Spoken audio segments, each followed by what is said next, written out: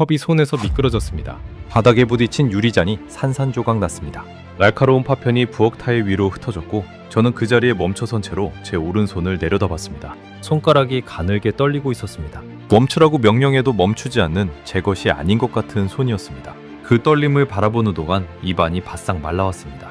평생 단 한 번도 컵을 떨어뜨려 본 적 없던 손이었거든요. 저는 헬가 보스마입니다.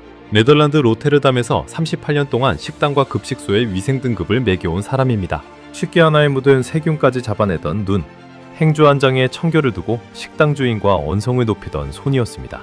제 부엌은 수술실처럼 관리한다는 게 평생의 자부심이었습니다. 그런데 위암 초기 진단을 받고 수술대에 올랐다가 태어난 그날, 저는 컵 하나조차 제대로 쥐지 못하는 사람이 되어 있었습니다. 깨진 유리 조각을 줍는데 부엌 한쪽에서 낯선 기계가 눈에 들어왔습니다. 제가 모르는 사이에 들어와 있던 은빛 상자였습니다.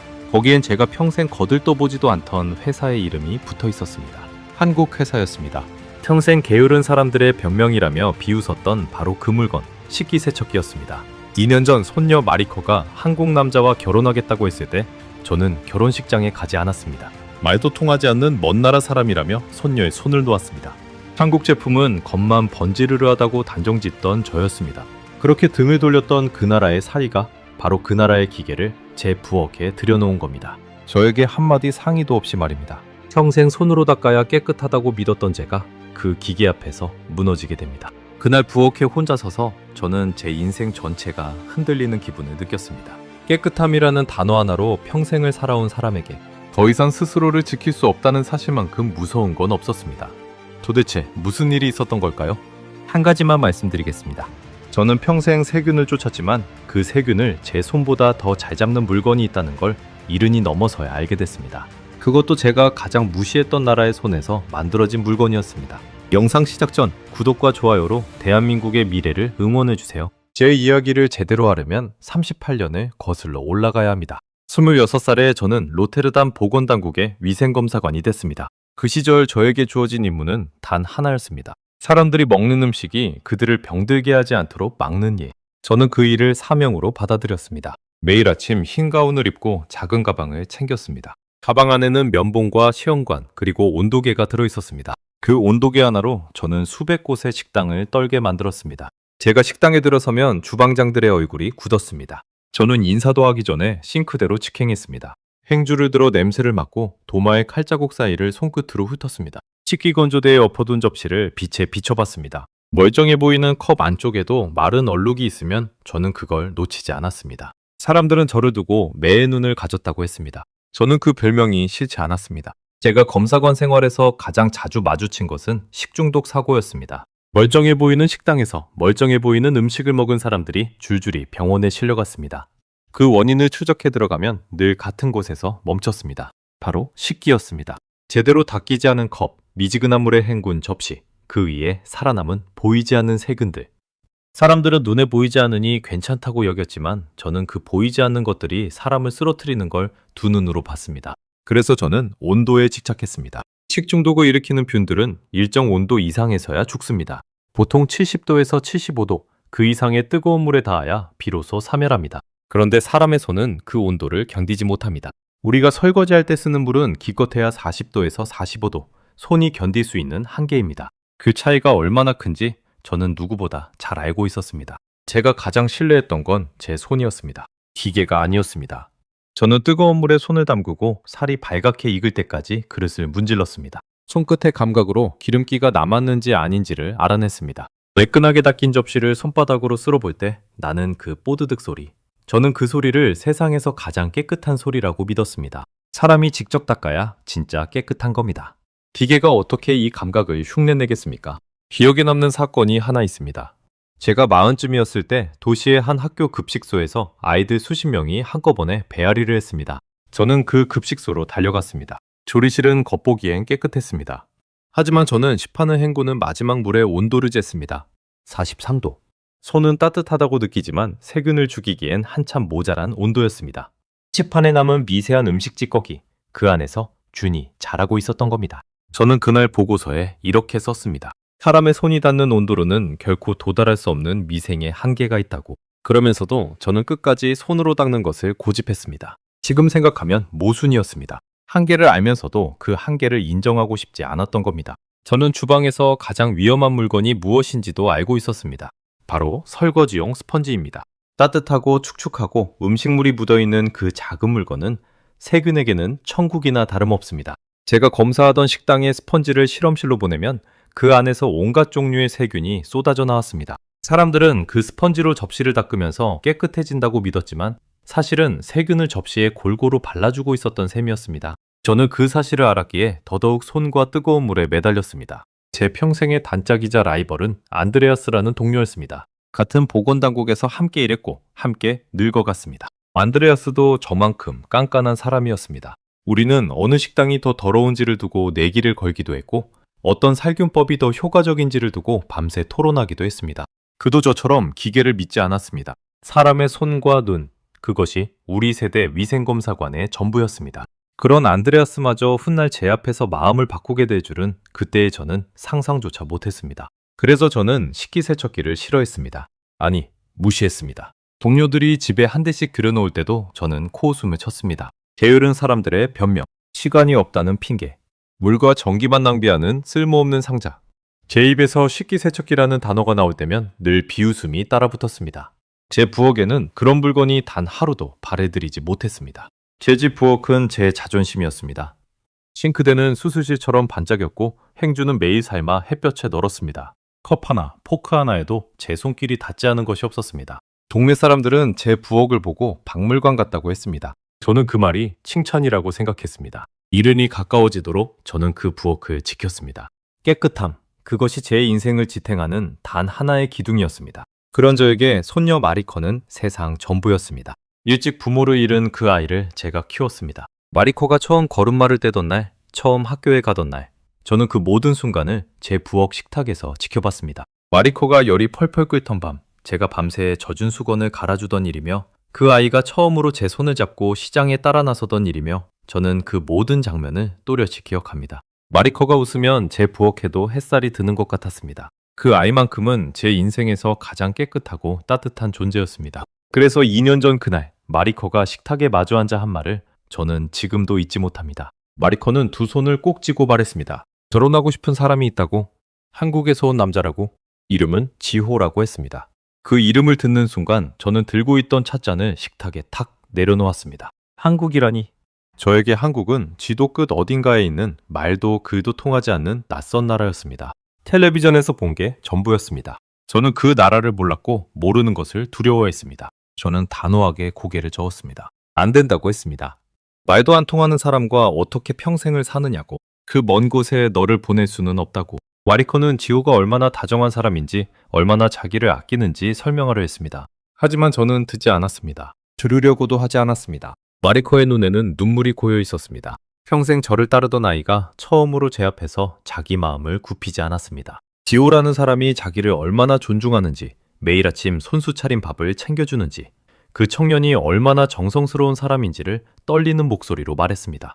하지만 그 말들은 제 귀에 닿기도 전에 튕겨나갔습니다. 저는 이미 답을 정해놓고 있었거든요. 지금 돌이켜보면 부끄럽습니다. 저는 그 청년을 단 한 번도 제대로 만나보지 않았습니다. 그저 한국 사람이라는 이유 하나로 마음의 문을 닫아버린 겁니다. 한국 제품은 겉만 번지르르하고 속은 부실하다고, 그 나라 사람들도 다 그럴 거라고 멋대로 단정지었습니다. 제 평생의 자부심이었던 그 날카로운 눈이 정작 사람을 보는 데는 이렇게 어두웠습니다. 결혼식 날 저는 집에 있었습니다. 마리코가 마지막까지 전화로 사정했지만 저는 가지 않았습니다. 그날 저는 평소처럼 부엌을 닦았습니다.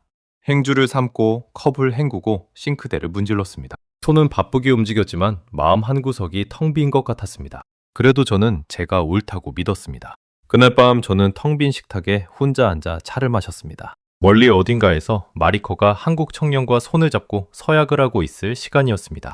가슴 한쪽이 묵직하게 내려앉았지만 저는 그 감정을 애써 외면했습니다. 내가 옳다. 내가 그 아이를 지킨 것이다. 그렇게 스스로를 다독였습니다.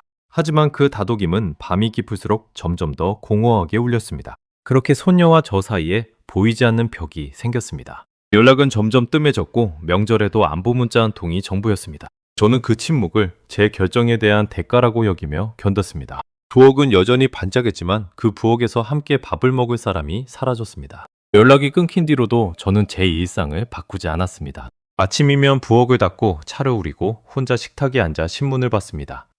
누가 보면 평온한 노년이었을 겁니다. 하지만 저는 알고 있었습니다. 그 박물관 같은 부엌이 점점 차갑게 식어가고 있다는 것을.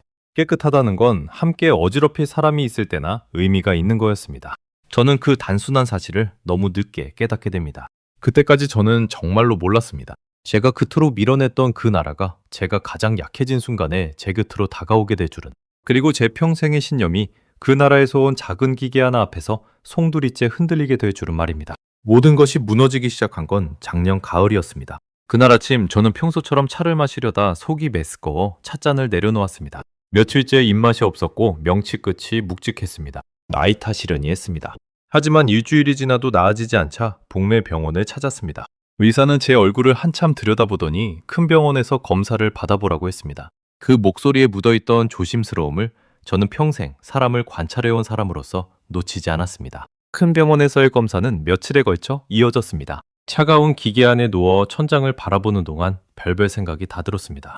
평생 남의 위생을 따지며 살았는데 정작 내 몸 하나는 제대로 챙기지 못했구나. 검사실을 오가는 흰 가운의 사람들을 보며 한때 저도 저렇게 흰 가운을 입고 누군가의 건강을 지켰다는 사실이 아득하게 느껴졌습니다. 검사 결과를 듣던 날을 잊지 못합니다. 진료실 의자에 앉은 저에게 의사는 차분하게 말했습니다. 위에 암이 발견됐다고. 다행히 아주 초기에 잡아서 수술로 충분히 회복할 수 있다고. 의사의 입은 분명 희망적인 말을 하고 있었는데 제 귀에는 암이라는 단어 하나만 쿵쿵 울렸습니다. 손바닥에 식은땀이 배어나왔습니다. 평생 남의 건강을 지키는 일을 해온 제가 정작 제 몸 안에 자라난 그것은 알아채지 못한 겁니다. 수술실로 들어가기 전날 밤 저는 거의 잠을 이루지 못했습니다. 무서웠습니다. 70이 넘도록 살아온 제가 그렇게 무서웠던 적은 처음이었습니다. 그런데 그 무서움 속에서 가장 먼저 떠오른 얼굴은 다른 누구도 아닌 마리코였습니다. 만약 내가 잘못되면 그 아이에게 끝내 미안하다는 말 한마디 못하고 가는 거구나. 그 생각이 들자 베개가 축축하게 젖었습니다. 하지만 저는 그 밤에도 차마 손녀에게 전화를 걸지 못했습니다. 제가 먼저 손을 내미는 법을 그때까지 저는 배우지 못했던 겁니다. 수술은 그로부터 보름 뒤였습니다. 다행히 잘 끝났습니다. 의사 말대로 초기였고 떼어낼 것을 떼어내자 회복은 순조로웠습니다. 하지만 퇴원하던 날 의사가 저를 따로 불러 한 말이 제 마음을 무겁게 짓눌렀습니다. 의사는 제 눈을 똑바로 보며 말했습니다. 수술은 잘 됐지만 당분간 몸의 면역력이 크게 떨어진 상태라고. 건강한 사람이라면 아무렇지 않게 넘길 작은 세균에도 지금의 저는 크게 앓을 수 있다고. 그러니 무엇보다 음식과 식기 위생을 각별히 신경 쓰라고 했습니다. 말 것을 피하고 식기를 철저히 살균하라고. 평생 식기 위생만 따져온 제 직업이 이제는 제 목숨을 지키는 일이 된 셈이었습니다. 저는 속으로 코웃음을 쳤습니다. 식기 위생이라면 세상 누구보다 자신 있었으니까요. 38년 동안 그걸로 먹고 산 사람입니다. 집에 돌아가면 예전처럼 펄펄 끓는 물에 손을 담그고 살이 익도록 그릇을 문지르면 그만이라고 생각했습니다. 그깟 살균쯤이야. 하지만 집에 돌아온 첫날 저는 그 자신감이 얼마나 헛된 것이었는지 깨달았습니다. 수술 후 제 몸은 예전 같지 않았습니다. 조금만 서 있어도 다리가 후들거렸고 무거운 냄비를 들 힘이 없었습니다. 무엇보다 제 손이 문제였습니다. 그 인트로에서 말씀드린 깨진 유리잔처럼 제 손은 더 이상 제 명령을 듣지 않았습니다. 펄펄 끓는 물에 손을 담그려 하면 손목이 떨려 물을 쏟았고 그릇을 오래 문지르면 팔이 후들거려 놓쳐버리기 일쑤였습니다.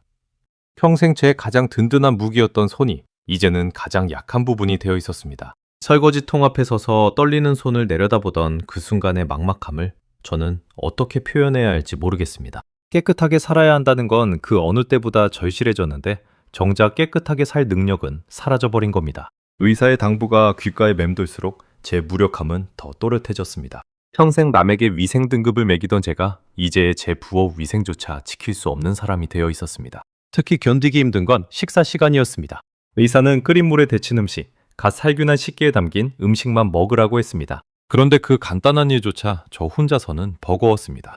냄비에 물을 올려놓고 끓기를 기다리다 손목에 힘이 풀려 행주를 떨어뜨린 적이 한두 번이 아니었습니다. 한 끼를 차리는데 예전에 5배는 걸렸고 다 차리고 나면 진이 빠져 입맛마저 달아났습니다. 명치 끝이 또 한 번 묵직하게 가라앉는 기분이 들 때면 저는 식탁 모서리를 붙잡고 한참을 가만히 서 있어야 했습니다.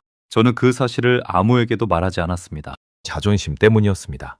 혼자 끙끙대며 며칠을 보냈습니다. 식사는 대충 빵으로 때웠고 설거지 고리를 싱크대에 쌓아두었다가 한참 뒤에야 겨우겨우 닦았습니다. 박물관 갔던 제 부엌이 조금씩 흐트러지기 시작했습니다. 그 모습을 볼 때마다 가슴이 답답하게 조여왔습니다. 한 번은 며칠 묵은 접시를 닦다가 손에서 미끄러져 깨트렸습니다. 바닥에 흩어진 사기 조각을 줍는데 허리를 굽힐 힘조차 없어 한참을 쪼그려 앉아 있었습니다. 그 순간 저는 처음으로 인정했습니다. 나는 이제 혼자서는 깨끗하게 살 수 없는 사람이 되었구나. 그 인정은 암 선고를 들었을 때만큼이나 쓰라렸습니다. 그러던 어느 날 저녁 현관벨이 울렸습니다. 문을 열자 그곳에 마리코가 서 있었습니다. 2년 만이었습니다. 그 아이는 한참 동안 말없이 저를 바라보더니 눈물부터 쏟았습니다. 제 수술 소식을 뒤늦게 전해 듣고 한국에서 한 걸음에 달려온 거였습니다. 그리고 그 옆에는 제가 평생 외면했던 한 사람이 조용히 서 있었습니다. 한국 사위 지호였습니다. 저는 그 자리에 굳어버렸습니다. 반가움과 미안함과 어색함이 한꺼번에 밀려들어 어떤 표정을 지어야 할지 알 수 없었습니다. 마리코는 저를 와락 끌어안았습니다. 그 작고 따뜻한 품 안에서 저는 제가 얼마나 외로웠는지를 그제야 인정할 수밖에 없었습니다. 마리코는 제 손을 잡더니 그 손이 얼마나 얄미웠는지를 느끼고는 다시 한번 울먹였습니다. 어릴 적 제가 그 아이의 작은 손을 잡고 시장을 누비던 일이 떠올랐습니다. 이제는 그 아이가 제 마른 손을 감싸주고 있었습니다. 세월이 이렇게 자리를 바꿔놓은 거였습니다. 지우는 한 발짝 떨어진 곳에서 어색하게 고개를 숙였습니다. 그러고는 더듬더듬 서툰 네덜란드어로 인사를 건넸습니다. 안녕하세요, 할머니. 그 짧은 한마디를 위해 그가 얼마나 연습했을지가 느껴졌습니다. 하지만 그때의 저는 여전히 마음의 빗장을 풀지 못했습니다. 고맙다는 말도 들어오라는 말도 선뜻 나오지 않았습니다. 그저 어색하게 길을 비켜줄 뿐이었습니다. 마리코 부부는 그날부터 제 집 작은 손님방에 머물기로 했습니다. 할머니가 회복할 때까지 곁에서 돌보겠다고 했습니다. 저는 괜찮다고 너희는 한국으로 돌아가라고 몇 번이나 말했지만 마리코는 고개를 저었습니다. 할머니를 이런 모습으로 두고는 갈 수 없다고. 그 단호함 앞에서 저는 더 이상 고집을 부릴 수 없었습니다. 그날 밤 저는 손님방에서 새어나오는 불빛을 보며 묘한 기분에 잠겼습니다. 평생 저 혼자만 쓰던 집에 낯선 두 사람의 숨결이 더해졌습니다. 마리코가 부엌에서 조용히 차를 끓이는 소리가 들렸습니다. 그리고 지호가 그 옆에서 컵을 꺼내고 행주로 식탁을 닦는 소리도 들렸습니다. 저는 침대에 누워 그 소리들을 가만히 들었습니다. 오랫동안 적막했던 집이 다시 사람 사는 소리로 채워지고 있었습니다. 그 소리가 싫지 않았다는 걸 저는 한참 뒤에야 솔직하게 인정했습니다. 그날 밤 저는 침대에 누워 천장을 바라봤습니다. 손녀가 돌아왔다는 기쁨과 하필 가장 초라한 모습을 보이게 됐다는 부끄러움이 뒤섞였습니다. 그리고 손님방에서 들려오는 두 사람의 나직한 대화 소리를 들으며 저는 한 가지 의문을 품었습니다. 내가 그토록 밀어냈던 저 청년은 도대체 어떤 마음으로 이 먼 곳까지 왔을까? 다음 날 아침 저는 부엌에서 낯선 광경을 보았습니다. 마리코가 아침상을 차리고 있었고 지호는 그 옆에서 묵묵히 설거지를 하고 있었습니다. 한 그릇 한 그릇 정성스럽게 마치 제가 평생 해온 것처럼 뜨거운 물에 헹구고 있었습니다. 저는 문가에 서서 그 모습을 한참 바라봤습니다. 무슨 말이라도 해야 할 것 같았지만 입이 떨어지지 않았습니다. 고맙다는 말도 미안하다는 말도 모두 목구멍 어딘가에 걸려 나오지 못했습니다. 평생 날카로운 말로 남을 평가하던 제가 정작 따뜻한 말 한마디는 이렇게 서툴렀습니다. 지호는 제가 바라보는 걸 눈치챘는지 고개를 들어 어색하게 웃었습니다. 그러고는 아무 말 없이 다시 설거지에 집중했습니다. 그 청년은 그런 사람이었습니다. 말이 통하지 않으니 행동으로 보여주는 사람.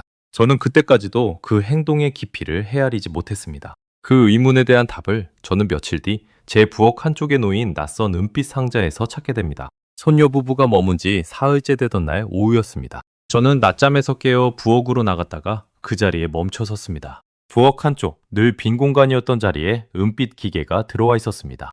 식기세척기였습니다. 그것도 제가 평생 비웃어온 바로 그 물건이 제 부엌에 떡하니 자리 잡고 있었던 겁니다. 은빛 표면에는 한국 회사의 이름이 또렷하게 새겨져 있었습니다. 바로 제 손녀의 남편이 만든 나라. 제가 평생 겉만 번지르르하다고 단정지었던 그 나라의 가전이었습니다. 그것을 보는 순간 묘한 감정이 가슴 밑바닥에서 올라왔습니다. 거부감과 호기심이 한데 뒤엉킨 설명하기 힘든 감정이었습니다. 지호가 설치를 막 끝낸 참이었습니다. 그는 저를 보더니 멋쩍게 웃으며 서툰 네덜란드어로 한마디를 건넸습니다. 할머니 손 떨리시잖아요. 이건 제가 할 수 있는 거예요. 그 짧은 문장을 위해 그가 휴대전화 번역기를 몇 번이나 들여다봤을지가 보였습니다. 저는 그 순간 발끈했습니다. 평생을 손으로 닦아온 사람에게 기계로 설거지를 하라니. 그것도 한마디 상의도 없이 들여놓은 겁니다. 저는 차갑게 말했습니다. 필요 없다고. 저런 건 물이나 낭비하는 물건이라고 당장 치우라고 했습니다. 제 목소리가 떨렸습니다. 그건 화가 나서가 아니라 더 이상 제 손으로 그릇 하나 닦지 못하는 제 처지를 들킨 것 같아서였습니다. 지호의 얼굴이 굳었습니다. 마리코가 황급히 다가와 제 손을 잡으며 말렸습니다. 할머니, 의사 선생님이 식기를 철저히 살균하라고 했잖아요. 지금 할머니 손으로는 그게 안 되니까 지우가 며칠을 알아보고 가장 살균이 잘 되는 걸로 고른 거예요. 그 말에 저는 잠시 입을 다물었습니다. 하지만 자존심이 쉽게 꺾이진 않았습니다. 기계 따위가 내 손을 어떻게 이기겠냐며 저는 끝내 등을 돌렸습니다. 지호는 더 이상 아무 말도 하지 않았습니다. 그저 조용히 기계의 문을 닫고 묵묵히 주변을 정리했습니다. 제가 치우라고 소리쳤는데도 그는 화를 내거나 변명하지 않았습니다. 그 침묵이 오히려 제 마음을 불편하게 만들었습니다.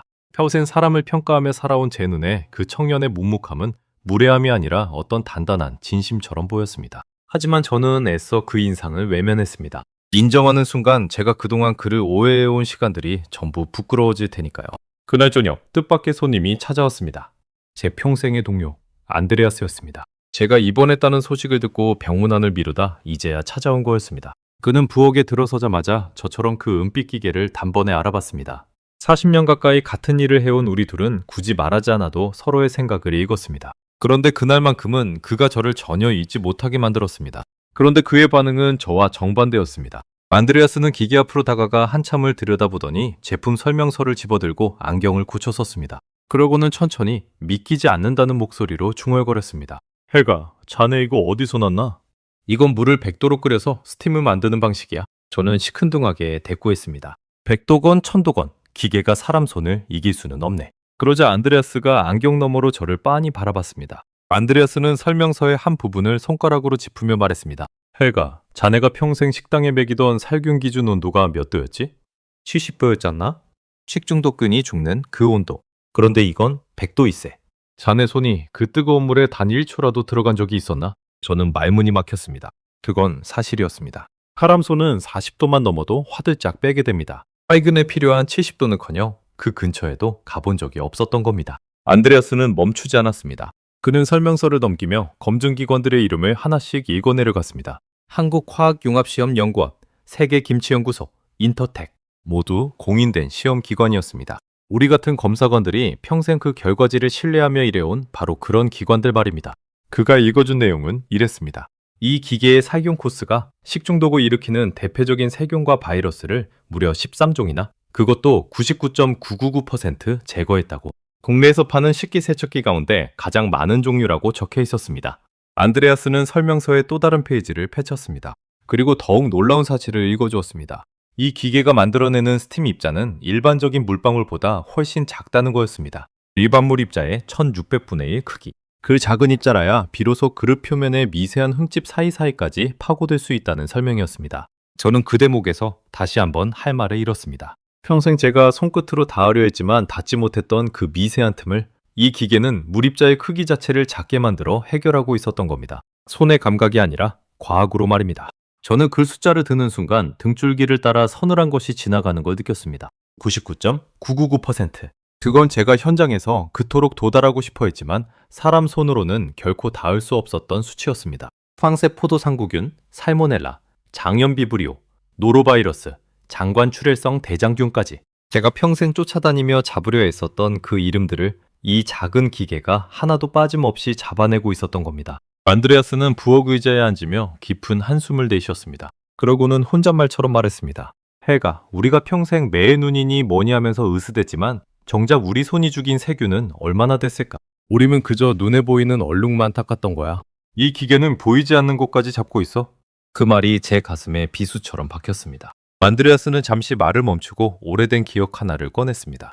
헬가, 자네 기억하나? 우리가 함께 맡았던 그 양로원 사건 말이세. 그가 떠올린 건 20여 년 전 한 양로원에서 노인들이 집단으로 식중독에 걸렸던 사건이었습니다. 면역력이 약한 노인들에게 그것은 단순한 배앓이가 아니었습니다. 몇 분은 끝내 일어나지 못했습니다.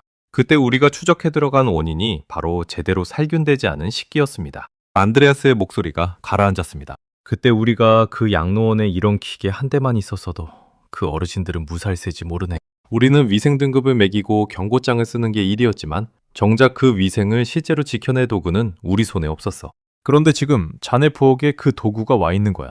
저는 그 말을 듣는 순간 제 처지가 그 양로원 노인들과 다르지 않다는 걸 깨달았습니다. 수술로 면역력이 무너진 지금의 저에게 식기의 세균 하나가 얼마나 위험한 것인지를 말입니다. 마침 그때 마리코가 다가와 기계의 작동 버튼을 눌렀습니다. 첫 작동이었습니다. 저는 거부하고 싶었지만 어쩐지 발이 떨어지지 않아 그 앞에 서 있었습니다. 잠시 후 기계 안에서 묵직한 소리가 울리기 시작했습니다. 그리고 투명한 문 너머로 새하얀 수증기가 피어오르는 것이 보였습니다. 천장에서, 정면에서, 바닥에서 세 방향에서 동시에 뿜어져 나온 미세한 스팀이 그릇들을 빈틈없이 감쌌습니다.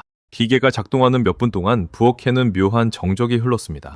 마리코도 안드레아스도 지오도 그리고 저도 모두 그 투명한 문 앞에 모여 안을 들여다봤습니다. 마치 무언가 경건한 의식을 지켜보는 것 같았습니다. 수증기가 그릇 표면에 닿았다가 흘러내리고 다시 차오르기를 반복했습니다. 그 하얀 안개 속에서 그릇들이 점점 더 투명하게, 점점 더 맑게 변해가는 것 같았습니다. 그건 제가 평생 한 번도 본 적 없는 광경이었습니다. 사람의 손은 결코 닿을 수 없는 그릇의 안쪽 깊은 곳까지 그 뜨거운 100도의 수증기가 파고들고 있었습니다. 컵의 미세한 흠집 사이, 포크의 갈라진 틈 사이, 도마의 칼자국 사이까지 제가 평생 손끝으로 더듬으며 닦으려 했었지만 끝내 닿지 못했던 그 모든 틈을 그 스팀이 어루만지고 있었습니다. 저는 그 광경 앞에서 입을 다물지 못했습니다. 목이 바짝 타들어갔습니다. 평생 깨끗함을 직업으로 삼았던 제가 정작 진짜 깨끗함이 무엇인지를 그 순간 처음 본 것 같은 기분이었습니다. 제 두 손으로는 평생 한 번도 해내지 못했던 그 일을 제가 가장 무시했던 나라에서 온 작은 기계가 너무도 손쉽게 해내고 있었습니다. 작동이 끝나자 기계의 문이 저절로 살짝 열렸습니다. 마지막 남은 수증기가 천천히 빠져나왔습니다. 마리코가 문을 활짝 열었습니다. 후끈한 열기가 부엌으로 퍼졌습니다. 저는 저도 모르게 한 걸음 다가가 갓 나온 컵 하나를 집어들었습니다. 손끝에 닿은 컵은 뜨거웠습니다. 그건 제가 평생 살이 익도록 문지른 그 어떤 컵보다도 뜨거운 진짜 살균의 온도였습니다. 컵을 빛에 비춰봤습니다. 물 얼룩 하나 없이 맑았습니다. 평생 제 매의 눈으로도 흠을 잡으려야 잡을 수 없는 완벽한 투명함이었습니다. 마리코가 옆에서 설명을 덧붙였습니다. 할머니, 이건 물 얼룩까지 잡아주는 장치가 따로 들어있대요. 국내 제조사 식기세척기 중에 이런 장치를 단 건 이 회사뿐이라고 했어요. 독일의 한 시험기관에서 검사했더니 그 장치를 함께 쓰면 물 얼룩이 87%나 줄어든다고요. 저는 그 말에 다시 한번 컵을 들여다봤습니다. 평생 물 얼룩 때문에 그릇을 몇 번이고 다시 헹구던 저였습니다. 그 지긋지긋한 얼룩마저 이 기계는 숫자로 정복하고 있었습니다. 저는 컵을 식탁에 내려놓고 떨리는 제 두 손을 내려다봤습니다. 이 손으로 평생 무엇을 닦았던 걸까? 뜨거운 물이라 해봐야 40도 남짓, 그 미지근한 물에 그릇을 담그고 문지르며 깨끗해졌다고 믿었던 그 모든 시간들이 갑자기 허망하게 느껴졌습니다. 70도가 넘어야 죽는 세균을 40도의 물로 잡으려 했던 겁니다. 그건 마치 작은 손전등 하나로 밤을 밝히려 했던 것과 같았습니다. 안드레아스가 제 어깨에 손을 얹었습니다. 그리고 조용히 말했습니다. 헬가, 이건 우리가 졌다고 인정해야 할 것 같네. 저는 아무 대답도 하지 못했습니다. 그저 그 하얀 수증기를 멍하니 바라보며 제 평생의 신념에 처음으로 금이 가는 소리를 들었습니다. 그날 밤 늦게 부엌을 지나다 저는 우연히 한 장면을 보았습니다. 지우가 혼자 그 기계 앞에 서서 휴대전화로 무언가를 검색하고 있었습니다. 화면에는 면역력이 약한 환자를 위한 식기위생관리법에 관한 글들이 떠 있었습니다. 그는 제가 잠든 사이에도 어떻게 하면 저를 더 안전하게 지킬 수 있을지를 찾아보고 있었던 겁니다. 저는 그 모습을 보고 조용히 발길을 돌렸습니다. 가슴 한구석이 알 수 없이 먹먹해졌습니다. 평생 사람의 마음을 읽는다고 자부했던 제가 정작 가장 가까이에서 저를 지키려는 마음 하나를 그렇게 오래 외면하고 있었던 겁니다. 하지만 그날 밤 저는 잠들지 못했습니다. 인정하기 싫은 마음과 직업인으로서 솟구치는 호기심이 제 안에서 부딪혔습니다. 정말 그 숫자가 사실일까? 정말 저 기계가 내 손보다 나을까? 저는 다음날 아침 결국 그 기계의 모든 자료를 직접 파헤쳐보기로 마음먹었습니다. 그것이 제 평생의 신념을 완전히 무너뜨리게 될 줄은 그때까지도 미처 알지 못했습니다. 다음날 새벽, 저는 동이 트기도 전에 눈을 떴습니다. 밤새 머릿속을 떠나지 않던 그 숫자들 때문이었습니다. 저는 가운을 걸치고 부엌으로 나가 식탁 위에 그 기계의 자료들을 펼쳤습니다. 소녀가 챙겨둔 설명서와 검증 자료, 그리고 제가 직접 휴대전화로 찾아본 시험기관들의 보고서까지. 평생 보고서를 읽으며 살아온 사람답게 저는 그 숫자들을 한 줄도 빠짐없이 따라 읽기 시작했습니다. 저는 돋보기를 꺼내들었습니다. 보고서 한 장 한 장을 마치 현장에서 식당을 검사하듯 꼼꼼히 살폈습니다. 검증을 진행한 기관들의 이름부터 다시 확인했습니다. 한국화학융합시험연구원, 세계김치연구소, 인터텍.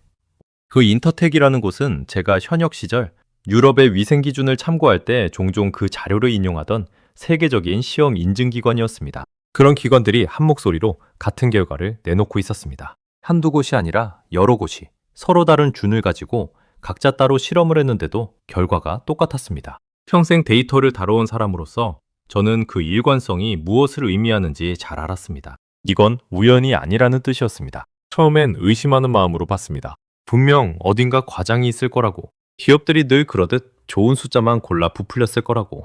저는 제 평생의 날카로운 눈으로 그 허점을 찾아내려 했습니다. 하지만 자료를 깊이 들여다볼수록 제가 찾아낸 건 허점이 아니라 제 무지였습니다. 가장 먼저 제 발목을 잡은 건 온도였습니다. 저는 평생 온도에 집착했던 사람입니다. 식중독을 일으키는 균들은 70도에서 75도 그 이상이라야 죽습니다. 그런데 사람이 손으로 설거지할 때 쓰는 물은 기껏해야 40도에서 45도입니다. 손이 견딜 수 있는 한계가 거기까지니까요. 저는 평생 이 사실을 알고 있었습니다. 알면서도 모른 척했던 겁니다. 이 기계는 100도였습니다. 물을 100도로 펄펄 끓여 만든 스팀. 제가 평생 식당에 들이대던 살균 기준이 70도였는데 이건 그보다 무려 30도나 높았습니다. 제 손은 단 한 번도 그 온도에 닿아본 적이 없었습니다. 닿을 수가 없었으니까요. 평생 제가 자부했던 그 손은 살균이라는 관점에서 보면 사실 아무것도 한 게 없었던 겁니다. 그저 눈에 보이는 기름기만 닦아냈을 뿐. 저는 그 새벽 펜을 들어 종이 위에 두 개의 숫자를 나란히 적어보았습니다. 한쪽엔 40도, 다른 한쪽엔 100도.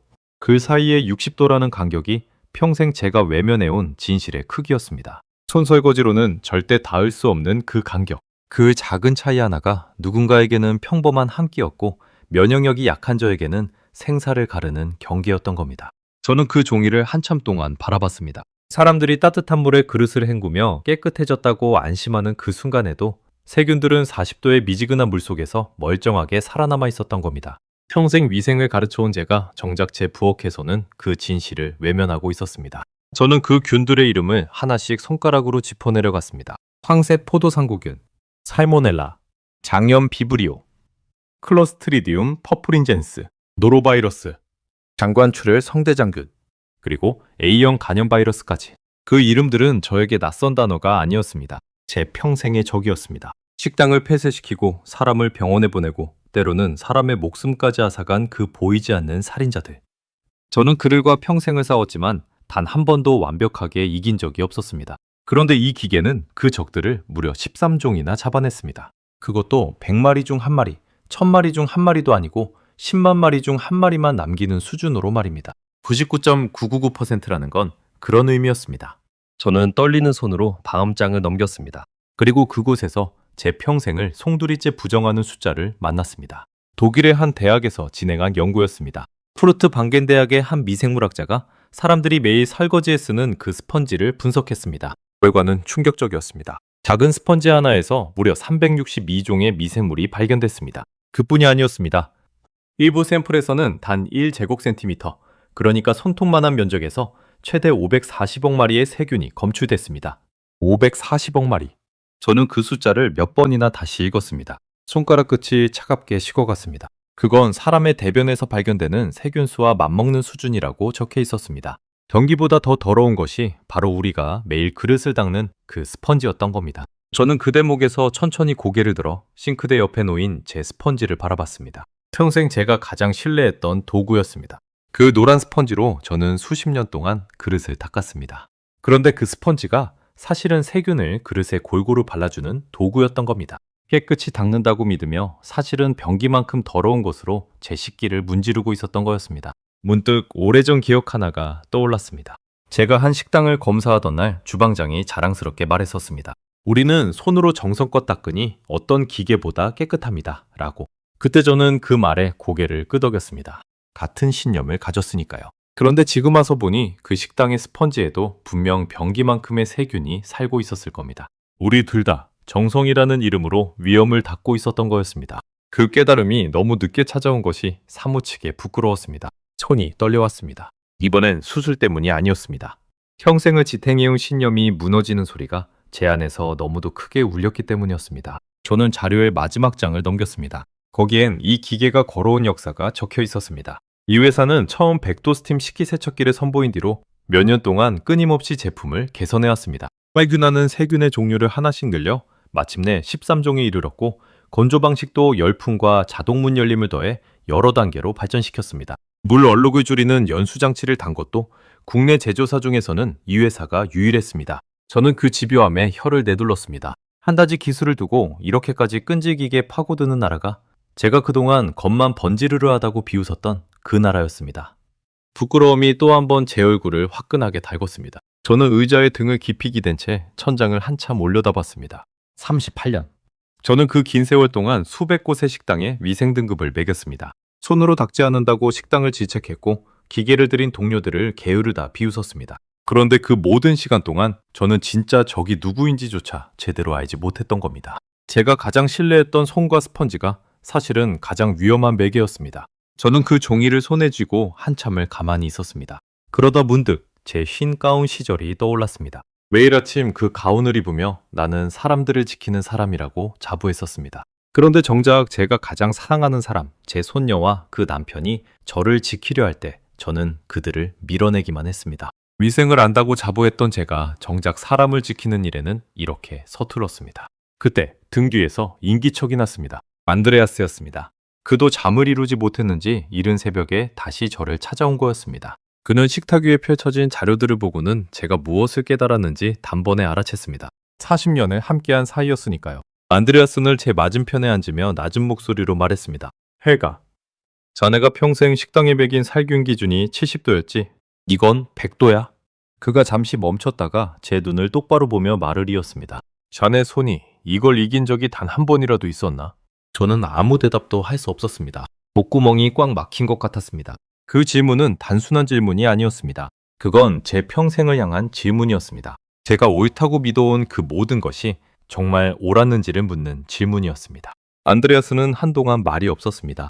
그러다 천천히 고개를 끄덕이며 말했습니다. 헬가, 나도 어젯밤 한숨도 못 잤네. 우리가 평생 옳다고 믿었던 게 틀렸다는 걸 인정하는 건 우리 나이엔 쉬운 일이 아니야. 하지만 바리셋. 그가 잠시 숨을 골랐습니다. 진짜 위생을 아는 사람이라면 더 나은 게 나타났을 때 고집을 부리는 게 아니라 받아들여야 하는 거야. 그게 우리가 평생 식당들에게 요구했던 거 아닌가. 새로운 기준을 받아들이라고. 이제 그 기준 앞에 우리가 서 있는 거야. 저는 천천히 입을 열었습니다. 그리고 제 안에서 가장 솔직한 말이 터져 나왔습니다. 나는 세균을 38년 동안 쫓았네. 그런데 그 세균을 말도 안 통한다며 내가 무시했던 나라의 기계가 나보다 더 잘 잡고 있었어. 그 말을 내뱉는 순간 제 눈가가 뜨거워졌습니다. 평생 단 한 번도 직업 앞에서 운 적 없던 제가 그 새벽 부엌에서 처음으로 눈물을 떨궜습니다. 그건 패배의 눈물이 아니었습니다. 부끄러움의 눈물이었습니다. 제가 무시했던 나라, 제가 밀어냈던 사위, 그리고 제가 비웃었던 기계. 그 모든 것이 사실은 저보다 제 손녀를, 제 건강을 더 정확하게 지키고 있었다는 깨달음. 그 깨달음 앞에서 제 평생의 자부심은 한없이 초라해졌습니다. 평생 단단하게 굳어있던 제 마음 한켠이 그 새벽의 따뜻한 공기 속에서 천천히 녹아내리는 것 같았습니다. 마침 그때 부엌 문이 열리며 마리코가 들어왔습니다. 새벽에 할머니가 우는 모습을 본 손녀는 깜짝 놀라 달려왔습니다. 저는 그 아이의 손을 잡고 떨리는 목소리로 물었습니다. 마리코, 지호는 왜 이걸 드렸니? 마리코는 잠시 저를 바라보더니 조용히 대답했습니다. 할머니, 지호는요, 할머니가 수술 받으셨다는 얘기를 듣고 며칠을 잠도 못 잤어요. 면역력이 약해진 분에게는 식기위생이 생명만큼 중요하다는 걸 알고는 한국에서 제일 살균이 잘 되는 걸 찾아서 직접 골랐어요. 할머니가 손이 떨려서 못하시니까 그거라도 대신 해드리고 싶었던 거예요. 마리코의 눈에도 눈물이 고였습니다. 할머니가 한국을 미워하신 게 아니라 저를 잃을까봐 무서웠던 거 알아요. 그래도 지우는 한 번도 할머니를 원망한 적 없어요.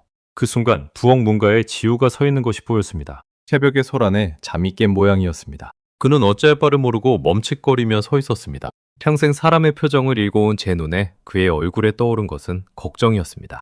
혹시 자기가 들인 기계 때문에 할머니가 화가 난 건 아닐까 하는 그런 조심스러운 걱정 말입니다. 저는 자리에서 천천히 일어났습니다. 떨리는 다리로 그에게 다가갔습니다. 그러고는 평생 한 번도 해본 적 없는 일을 했습니다. 그 청년의 두 손을 제 손으로 감싸준 겁니다. 일을 많이 한 듯 거칠고 단단한 손이었습니다. 저는 더듬거리며 제가 아는 가장 진심 어린 말을 건넸습니다. 고맙다 지호야. 그 한마디에 평생 닫혀있던 제 마음의 빗장이 소리 없이 풀렸습니다. 지호의 눈이 붉어졌습니다. 그는 무슨 말을 하려다 결국 말 대신 고개만 깊이 숙였습니다. 말이 통하지 않아도 괜찮았습니다. 그 순간 우리는 세상 어떤 말보다 깊은 대화를 나누고 있었으니까요. 그 말을 듣는 순간 제 가슴 깊은 곳에서 무언가가 무너져 내렸습니다. 저는 평생 세균을 보는 눈만 키웠지 사람의 마음을 보는 눈은 닫고 살았던 겁니다. 말이 안 통한다는 이유로 밀어냈던 그 청년이 정작 말이 필요 없는 가장 깊은 정성으로 저를 돌보고 있었습니다. 저는 그 자리에 선 채로 부엌을 가득 채운 새벽빛을 바라봤습니다. 평생 차갑게만 느껴졌던 제 부엌이 그날 아침 따라 유난히 따뜻하게 느껴졌습니다. 손녀가 제 곁에 있었고 그 남편이 제 손을 마주잡고 있었고 오랜 친구가 식탁에 함께 앉아 있었습니다. 그리고 그 모든 사람을 한 대의 작은 기계가 조용히 이어주고 있었습니다. 제가 그토록 밀어냈던 나라에서 건너온 그 은빛 기계가 말입니다. 저는 그 새벽 식탁에 펼쳐진 그 숫자들을 다시 한번 내려다봤습니다. 100도, 13종, 99.999%, 그리고 540억 마리. 그 차가운 숫자들 뒤에 저는 비로소 한 사람의 따뜻한 마음을 보았습니다. 그건 제 평생 가장 늦게, 그러나 가장 깊게 배운 교훈이었습니다.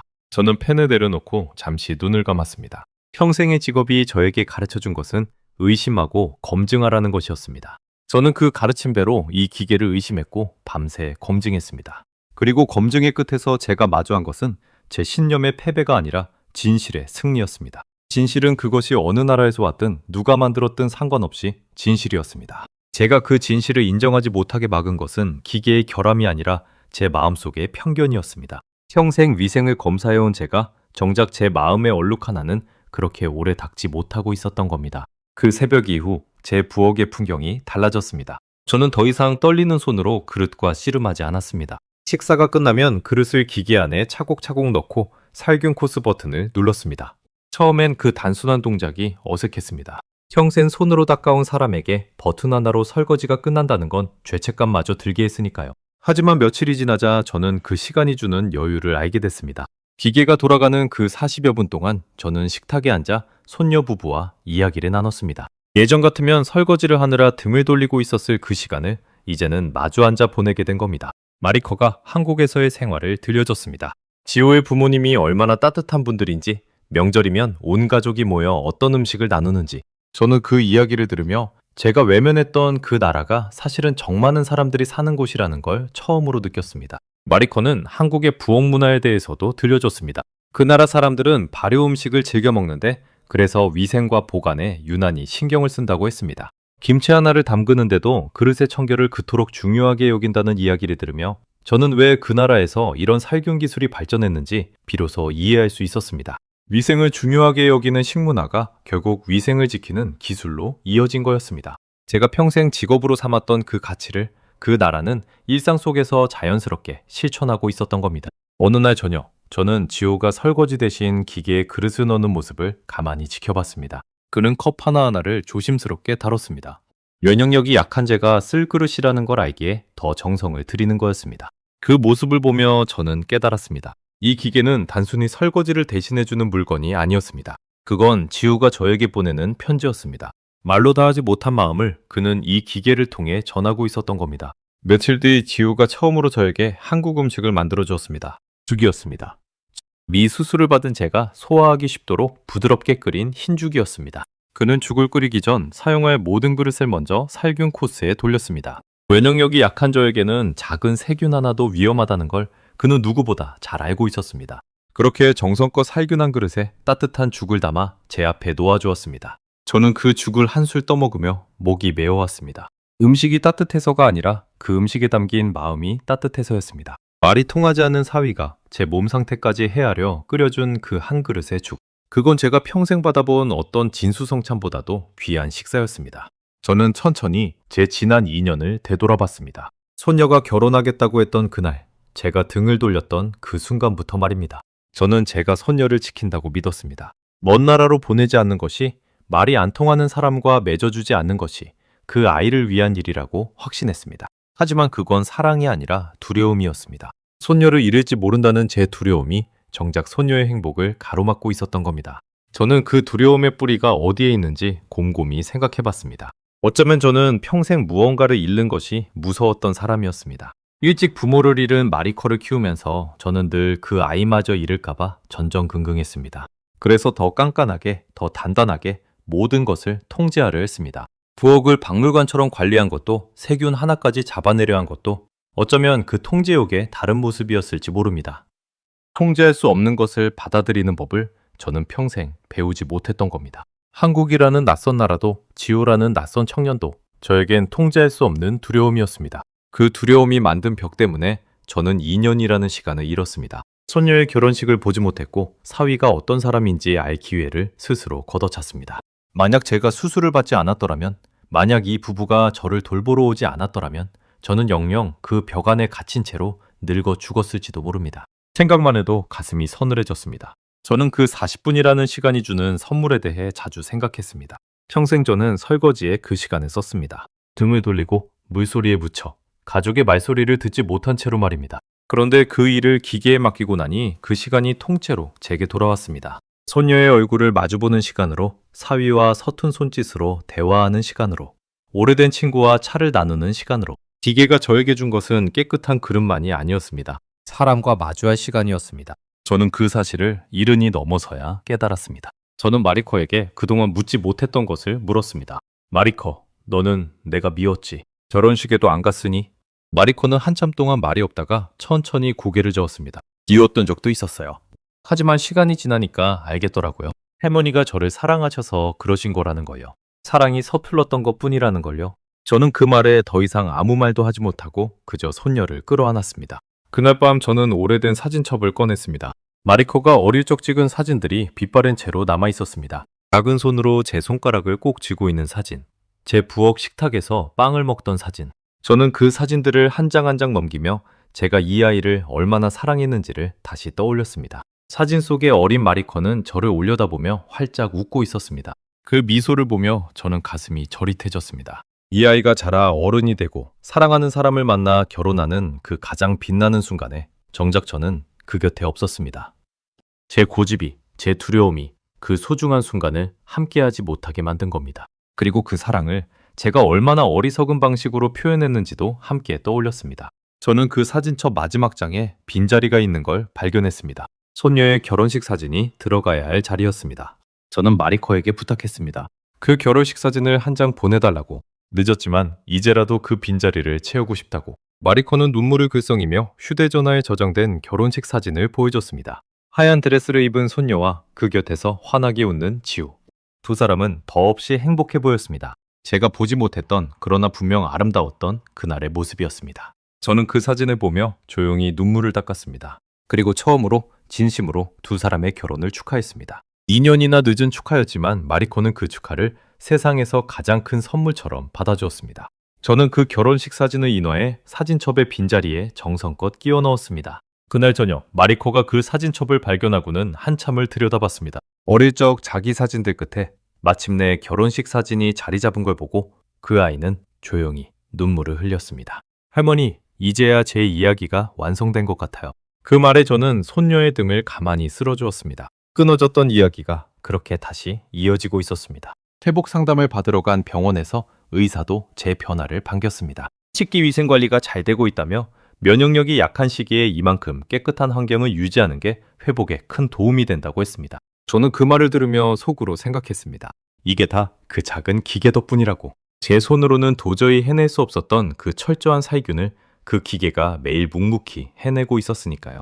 의사가 그렇게 강조하던 식기위생을 저는 이제 버튼 하나로 지키고 있었습니다. 회복이 빨라지면서 저는 다시 부엌에 설 수 있게 됐습니다. 하지만 예전처럼 모든 걸 손으로 하려 들지 않았습니다. 저는 기계와 제 손의 역할을 나눴습니다. 살균이 중요한 일은 기계에 맡기고 저는 그 곁에서 음식을 만들고 식탁을 차렸습니다. 그건 패배가 아니라 지혜였습니다. 평생 고집스럽게 혼자 다 하려던 제가 처음으로 무언가에 기대는 법을 배운 겁니다. 어느 날 저는 안드레아스를 집으로 초대했습니다. 우리는 갓 살균된 그릇에 따뜻한 음식을 담아 함께 식사했습니다. 안드레아스가 컵을 들어 빛에 비춰보더니 빙긋 웃으며 말했습니다. 헬가, 우리가 평생 찾던 깨끗함이 바로 이거였군.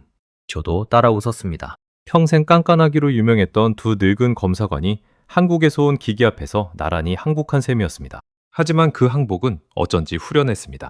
그는 식기세척기 안을 한참 들여다보더니 자기도 한 대 들여야겠다고 했습니다. 평생 기계를 무시하던 안드레아스의 입에서 그런 말이 나오자 저는 웃음이 났습니다. 우리 둘은 그날 식탁에서 젊은 시절 함께 검사하러 다니던 추억을 한참이나 나눴습니다. 그때는 서로 누가 더 깐깐한지 경쟁했었는데 이제는 누가 더 빨리 편견을 내려놓는지를 두고 농담을 주고받았습니다. 세월이 우리를 그렇게 둥글게 만들어준 거였습니다. 저는 그 식탁에서 제 평생 가장 따뜻한 한 끼를 먹었습니다. 음식의 맛 때문이 아니었습니다. 그 식탁에 둘러앉은 사람들 때문이었습니다. 손녀, 사위, 그리고 오랜 친구. 그리고 그 모든 인연을 다시 이어준 부엌 한쪽의 작은 기계. 저는 그 순간 깨끗함이라는 것이 단지 세균이 없는 상태가 아니라는 걸 깨달았습니다. 진짜 깨끗함은 미움 없이 마주 앉을 수 있는 마음이었습니다. 평생 세균만 보던 제 눈에 그제야 비로소 사람이 보이기 시작했습니다. 저는 가끔 그 새벽을 떠올립니다. 떨리는 손으로 깨진 유리잔을 줍던 그날의 저와 지금의 저는 분명 다른 사람이 되어 있었습니다. 그날의 저는 모든 것을 혼자 짊어지려는 외로운 노인이었습니다. 지금의 저는 기댈 줄 아는 사람이 되었습니다. 사람에게도 그리고 그 작은 기계에게도 말입니다. 기댄다는 것이 약함이 아니라는 걸 저는 그제야 배웠습니다. 진정한 강함은 혼자 버티는 것이 아니라 도움을 받아들일 줄 아는 용기였습니다. 평생 강한 척하며 살아온 제가 가장 약해진 순간에 비로소 진짜 강해지는 법을 배운 셈이었습니다. 그리고 그 변화를 가져다 준 것이 제가 가장 늦게 받아들인 그 나라의 작은 정성이었다는 사실에 저는 깊은 부끄러움과 깊은 고마움을 동시에 느꼈습니다. 계절이 2번 바뀌었습니다. 마리코 부부는 제가 완전히 회복한 것을 확인하고서야 한국으로 돌아갔습니다. 공항에서 선녀를 배웅하던 날 저는 더 이상 이별이 두렵지 않았습니다. 우리 사이의 벽은 이미 무너졌고 이제 그 자리엔 언제든 오갈 수 있는 바리가 놓였으니까요. 떠나기 전 지우가 저를 꼭 안아주며 서툰 네덜란드어로 말했습니다. 할머니, 또 올게요. 저는 그 청년의 등을 토닥이며 고개를 끄덕였습니다. 이제는 그 짧은 한마디가 세상 어떤 긴 문장보다 따뜻하게 들렸습니다. 마리코는 비행기에 오르기 직전 저를 돌아보며 손을 흔들었습니다. 그 모습이 어릴 적 학교 가던 날의 그 아이와 겹쳐 보였습니다. 다른 점이 있다면 이제 그 아이 곁에는 평생을 함께할 든든한 사람이 있다는 것이었습니다. 저는 두 사람이 보이지 않을 때까지 그 자리에 서 있었습니다. 외롭지 않았습니다. 우리는 이제 언제든 다시 만날 수 있는 사이였으니까요. 부부가 떠난 뒤에도 부엌 한쪽의 그 은빛 기계는 자리를 지켰습니다. 저는 매일 그 기계를 쓰며 두 사람을 떠올렸습니다. 그릇을 넣고 버튼을 누를 때마다 그건 단순한 설거지가 아니라 멀리 있는 가족과 이어지는 의식 같았습니다. 그 작은 기계가 제 외로운 노년의 가장 든든한 동반자가 된 겁니다. 어느 날은 그 기계를 닦다가 문득 제 흰 가운 시절이 떠올라 혼자 미소 지었습니다. 평생 기계를 무시하던 제가 이제는 그 기계를 가장 아끼는 사람이 되었으니 말입니다. 사람의 마음이라는 게 이렇게 바뀔 수 있다는 걸 저는 노년에 이르러서야 알았습니다. 저는 요즘 동네 노인정에 자주 나갑니다. 그곳엔 저처럼 혼자 사는 노인들이 많습니다. 저는 그들에게 제 이야기를 들려줍니다. 한국에서 온 사위가 들려준 식기세척기 이야기를 처음엔 다들 시큰둥했습니다. 손으로 닦는 게 최고지 라며 옛날에 저처럼 말하는 사람도 있었습니다. 그러면 저는 빙긋 웃으며 제가 평생 위생검사관으로 일했다는 사실부터 꺼냅니다. 그 깐깐한 검사관이 항복한 기계라면 한 번쯤 들어볼 만하지 않겠냐고 말입니다. 저는 그들에게 숫자를 들려줍니다. 사람 손으로 닦는 물은 40도밖에 안 되지만 그 기계의 스팀은 100도라고. 식중독을 일으키는 세균과 바이러스를 13종이나 그것도 99.999%나 잡아낸다고. 우리가 매일 쓰는 설거지 스펀지가 사실은 변기보다 더 더럽다고. 그 이야기를 들으면 시큰둥하던 노인들의 눈이 점점 커집니다. 특히 저처럼 몸이 약해진 분들은 그 살균의 의미를 누구보다 절실하게 받아들입니다. 한 할머니는 제 이야기를 듣고는 그동안 손이 아파서 설거지가 너무 힘들었다며 눈물을 글썽였습니다. 류머티즘으로 손가락이 굳어 그릇 하나 닦는 것도 고역이었다는 거였습니다. 저는 그분의 손을 잡아드렸습니다. 떨리는 제 손과 굳은 그분의 손이 맞닿았을 때 우리는 굳이 말하지 않아도 서로를 이해했습니다. 나이가 든다는 건 가장 기본적인 일조차 버거워진다는 뜻이었습니다. 그런 우리에게 그 작은 기계는 단순한 가전이 아니라 잃어버린 일상을 되찾아주는 도구였습니다. 저는 그분들에게 늘 한 가지를 덧붙입니다. 이건 병을 고쳐주는 물건이 아니라고. 다만 우리처럼 면역력이 약한 사람들이 조금 더 안심하고 깨끗하게 살 수 있도록 도와주는 물건이라고. 평생 위생을 다뤄온 사람으로서 저는 그 선을 분명히 합니다. 기계는 우리의 삶을 지켜주는 도구일 뿐 기적을 일으키는 마법이 아니니까요. 하지만 그 도구 하나가 누군가의 하루를 얼마나 안전하고 여유롭게 만들어주는지를 저는 제 몸으로 직접 겪었습니다. 가끔 안드레아스가 놀러 옵니다. 그는 정말로 자기 집에 같은 기계를 들였습니다. 우리 두 늙은 검사관은 이제 만나면 식기세척기 이야기를 합니다. 새로 나온 기능은 무엇인지, 어떤 코스가 가장 살균이 잘 되는지, 평생 기계를 비웃던 우리가 이렇게 변할 줄 누가 알았겠습니까? 안드레아스는 늘 농담처럼 말합니다. 헬가, 우리가 좀 더 일찍 마음을 열었으면 그동안 얼마나 많은 시간을 아꼈을까? 저는 그 말에 고개를 끄덕입니다. 편견이라는 건 결국 자기 자신에게 손해를 끼치는 일이라는 걸 우리는 너무 늦게 배웠습니다. 저는 이제 한국이라는 나라를 다르게 봅니다. 한때 지도 끝에 낯선 나라로만 여겼던 그곳이 이제는 제 손녀가 사는 곳이자 제 생명을 지켜준 기술이 태어난 곳이 됐습니다. 한 가지 기술을 두고 몇 년이고 끈질기게 파고들어 마침내 세계 최고 수준의 살균력을 만들어낸 그 집요함. 저는 그 집요함의 뿌리에 사람을 위하는 마음이 있다는 걸 압니다. 가족이 먹을 그릇에 아이가 쓸 젖병을, 환자가 쓸 식기를 더 안전하게 만들고 싶은 마음. 그 마음이 기술이 되고 그 기술이 제 부엌까지 건너온 겁니다. 저는 손녀를 통해 한국의 가전이 세계 여러 나라의 부엌에 들어가 있다는 것도 알게 됐습니다. 제가 그토록 작고 멀게만 여겼던 그 나라가 사실은 전 세계 사람들의 일상을 더 편리하고 안전하게 바꾸고 있었던 겁니다. 제 부엌에서 일어난 작은 변화가 지구 반대편 수많은 부엌에서도 똑같이 일어나고 있었던 거였습니다. 며칠 전 마리코에게서 영상통화가 왔습니다. 화면 속 손녀는 환하게 웃고 있었습니다. 그리고 조심스럽게 한 가지 소식을 전했습니다. 곧 아이가 태어난다고? 저는 그 말을 한참 동안 말을 잇지 못했습니다. 그 약속을 하는 제 목소리는 2년 전 손녀를 밀어내던 그날의 목소리와는 완전히 달랐습니다. 제가 그토록 밀어냈던 그 2년에서 이제 새로운 생명이 태어나려 하고 있었습니다. 저는 화면 너머의 손녀에게 약속했습니다. 이번엔 꼭 가겠다고. 그 아이가 태어나는 자리에 반드시 함께하겠다고. 화면 너머로 보이는 손녀의 배는 어느새 제법 불러 있었습니다. 저는 그 모습을 보며 새 생명을 맞이할 준비로 마음이 분주해졌습니다. 전화를 끊고 저는 부엌의 그 은빛 기계를 가만히 바라봤습니다. 제 평생의 신념을 무너뜨리고 끊어진 인연을 다시 이어주고 이제는 새로운 생명을 맞이하게 해준 그 작은 기계를 말입니다. 저는 그 앞에서 조용히 다짐했습니다. 곧 태어날 그 아이가 쓸 젖병을 제가 이 기계로 가장 깨끗하게 살균해주겠다고. 평생 세균과 싸워온 이 늙은 검사관이 증손주를 위해 마지막으로 할 수 있는 가장 큰 사랑이 바로 그것일 테니까요. 저는 평생 깨끗함을 지키며 살았다고 자부했습니다. 하지만 진짜 깨끗함이 무엇인지는 이른이 넘어서야 배웠습니다. 그건 세균 하나 없는 그릇이 아니라 미움 하나 없는 마음이었습니다. 그리고 그 마음을 저에게 가르쳐준 것이 제가 평생 외면했던 그 나라의 작은 정성이었다는 사실을 저는 이제 자랑스럽게 이야기합니다. 내가 평생 지키려던 깨끗함을 결국 그 한국 사회가 지켜줬다고 말입니다. 저는 다음 시간에도 전 세계를 놀라게 할 대한민국의 이야기로 다시 찾아뵙겠습니다. 감사합니다.